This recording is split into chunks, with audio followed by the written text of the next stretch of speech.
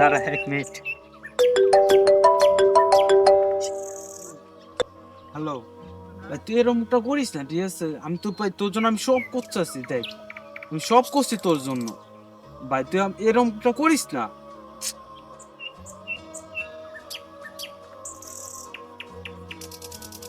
এসব কইরা লাভ কি?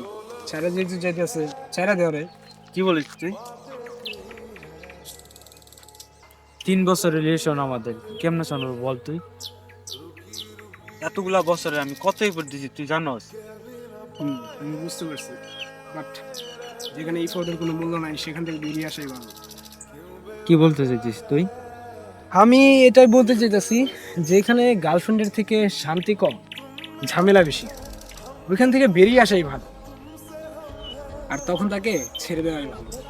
বলাটা অনেক সোজা, কিন্তু যার পরিস্থিতি সে একমাত্র বোঝে। হ্যাঁ আমি বুঝি, কিন্তু সবাই তো আর ভালোবাসা মানুষটাকে পায় না।